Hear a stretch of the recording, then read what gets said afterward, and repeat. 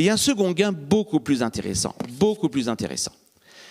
C'est notamment lorsque l'on est sur ces fameux marchés où on va sélectionner un seul opérateur. À la fin, on ne veut pas qu'il y ait deux opérateurs, on n'en veut qu'un seul.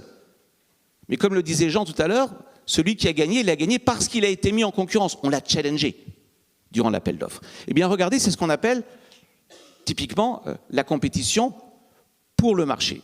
Eh bien, quel est le principal gain à votre avis? C'est d'abord un gain de baisse de coût. Pour gagner le marché, il faut être plus efficace. On le voit ici dans le cas de l'Allemagne. Donc l'Allemagne a mis en concurrence ses lots dans les différentes régions. Et la première conséquence de la concurrence, c'est pas de faire baisser le prix du ticket. C'était pas le but. C'était de faire baisser les coûts. Et faire baisser les coûts pour faire quoi? Pas pour économiser. Pour dire ensuite à l'opérateur, à prix égal, tu vas faire plus. Tu vas augmenter les fréquences. Il y aura plus de trains. Donc vous voyez, c'est intéressant, le gain de la concurrence, et c'est ça à mon sens, le vrai gain de la concurrence sur le ferroviaire.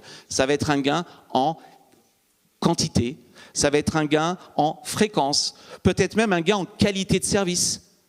Parce que dans l'appel d'offres, vous allez mettre un certain nombre de conditions. Je veux que le taux de train qui arrive à l'heure soit de X%, sinon il y aura des pénalités. Donc vous voyez, c'est ça qui est intéressant. Le principal gain de la concurrence, quand on regarde ce qui s'est passé en Allemagne, c'est essentiellement une augmentation de l'offre. Regardez, très intéressant ce graphique. La concurrence, ça fait augmenter l'offre. Alors l'offre comment?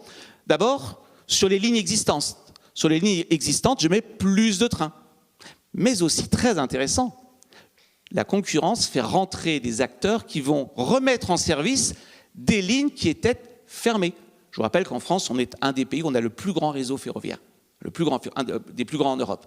Et pourtant, on le sait, certaines lignes ne sont plus opérées. Donc c'est intéressant, la concurrence, quand on dit qu'elle augmente l'offre, c'est pas seulement la cadence, il n'y aura pas seulement 14 trains, je crois que c'est entre Marseille et Nice, 14 fréquences au lieu de 7 aujourd'hui.